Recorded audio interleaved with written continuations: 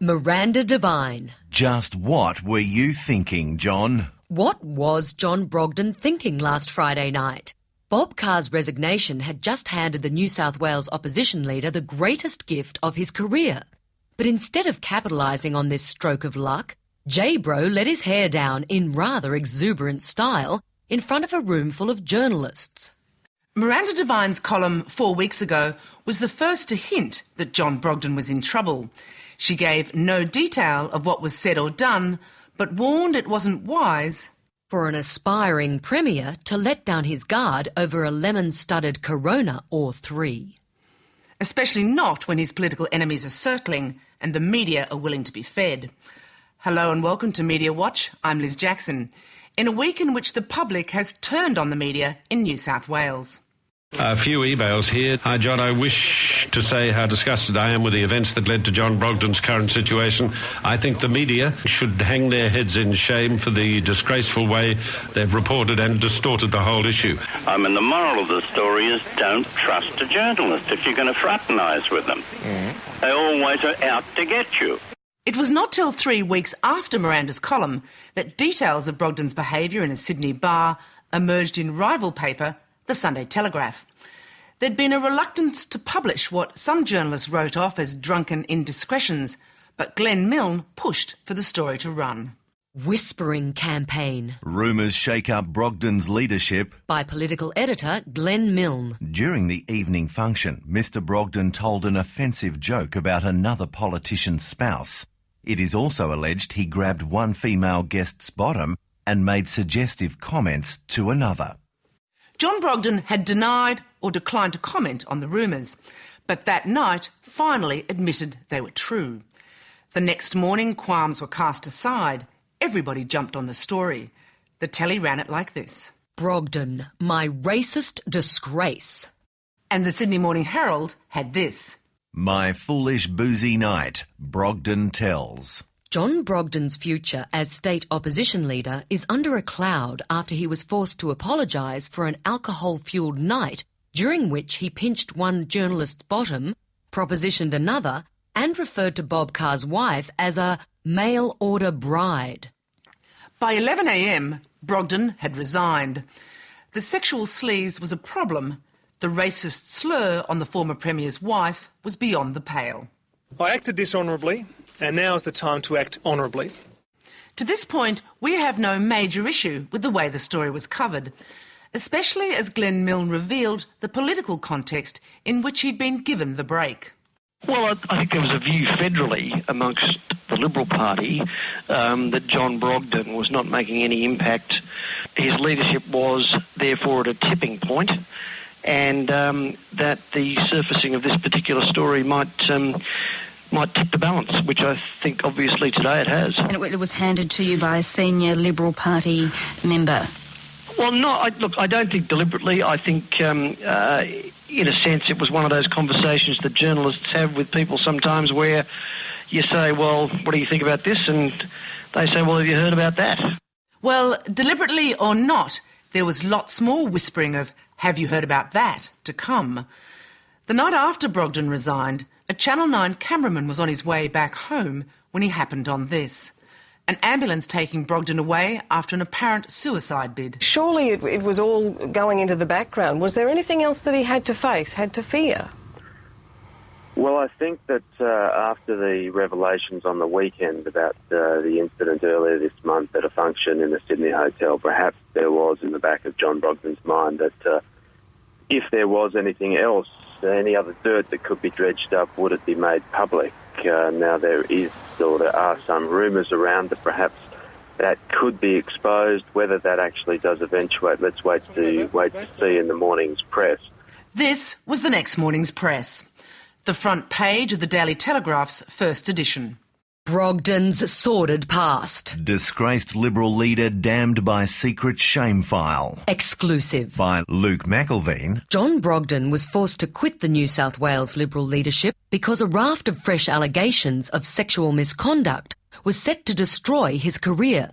They include propositioning women for group sex and harassing opposition staff at state parliament. There's more to come, but first let's just see what Luke's got on that group sex. It's good salacious stuff, though a little bit old. It has now emerged that Mr Brogden suggested that 2 women have sex with him during a boozy Christmas party in his parliamentary office in 2003. It is understood Mr Brogden propositioned the young women on the couch of the leader's office in Parliament.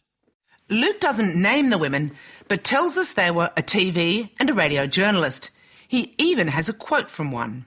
He jokingly made this suggestion about threesomes. One of the women said yesterday. The women yesterday revealed details of the night on the condition of anonymity. The rumour mill means that many people know the names of the women journalists that Luke is referring to. We've spoken to both. They say his account is a lie. Neither wishes their name to be public, but one woman told us, I would like to put on the record that I never came forward to the Telegraph with these accusations, never spoke with the Telegraph about these accusations, and certainly never gave quotes. What upsets me most is at no point did the Telegraph attempt to call me to give me a chance to set the record straight. The other woman told us that Anna Patty from the Telegraph did ring the day before the story for details about what happened. She had heard the rumours. She said, "Do you want to make a comment?" And I said no. So for Luke McElveen to be publishing that story, including quotes, they are completely and utterly fabricated. And what about Brogden's behaviour, which Luke describes in detail? He began by complimenting the women and told them they were so attractive they should be kept in a nunnery. Mr Brogden then suggested the trio should have sex. The women deny that this happened. John Brogden has never propositioned me. I have a respectful, professional relationship with him. Nothing he has ever said to me socially has been taken as anything other than being in jest. If I had ever felt sexually harassed by any public figure, I would have told it myself, not given it to another media outlet, and not waited 2 years. The editor of the Daily Telegraph, David Penberthy, told us that he stands by the telly's story and the quote, and goes on to say of the women, I have heard unconfirmed reports that these reporters may now be denying that they spoke to our reporter, but there is no doubt that our reporter spoke to both of them and that they revealed details that were the basis of this aspect of our story. But the women are unmoved. These statements are completely false. I never revealed details to the Daily Telegraph. Both statements are untrue and have caused me considerable distress. So what about the rest of Luke McElveen's story of Brogden's sordid past and his secret shame file?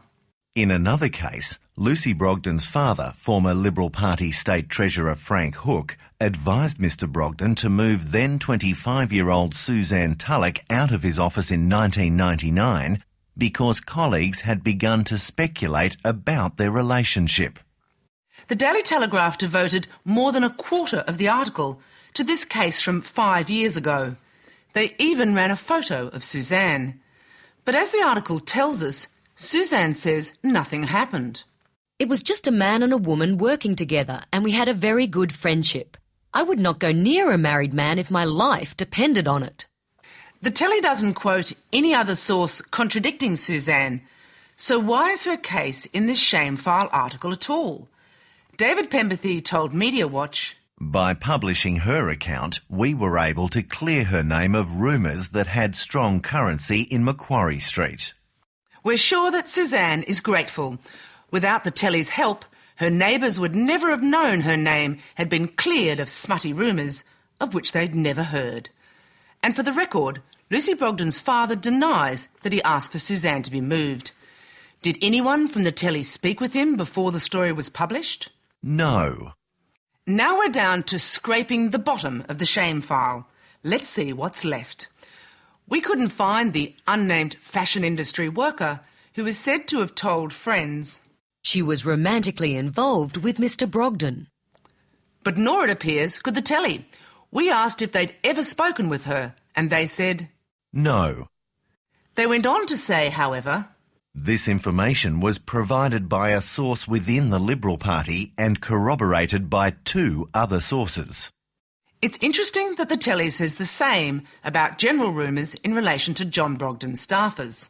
This information was also provided by a source within the Liberal Party who is known to be close to the Brogden family and was corroborated by 2 other Liberal Party sources. And the gossip about Suzanne that they so helpfully cleared up?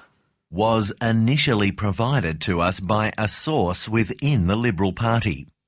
Now, why wasn't this in the story? Brogden's own Liberal colleagues feeding all these juicy, unsubstantiated rumours to the media? That's a real story. The telly has no qualms about telling us now, so they can't have been holding back because this was off the record. But instead of telling the real political story, Luke McIlveen just served up the Liberals' dirt file as thin as it was. His boss, David Pemberthy, thinks he did a great job.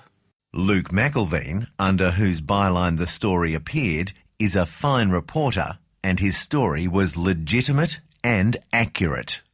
The first edition of The Telegraph had barely hit the streets before John Brogden was on his way to hospital. Hurriedly, The Telegraph changed the front page from Brogden's sordid past. Disgraced Liberal leader damned by secret shame file. to Brogden in suicide bid. Disgraced Liberal leader collapses at electoral office. The Daily Telegraph was there, of course, staking out Brogden's office. They even wrote themselves into his suicide attempt without a hint of shame.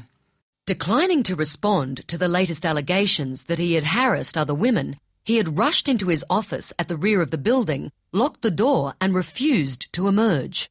Police arrived at the premises about 10:15 p.m. On the inside pages, Lucy Brogden's private outrage of a wife in pain quickly became her private torment of a wife in pain. But this didn't mean they dropped the sleazy rumours about her husband from the paper. The group sex, the fashion worker and Suzanne still got a run on page 4. We're not saying the Daily Telegraph is responsible for John Brogden's attempt on his life. There are many players in this story, including John Brogden himself. But the Daily Telegraph's first edition of August the 31st, 2005 was a disgrace, which will be remembered in its own shame file. Until next week, good night. Wow.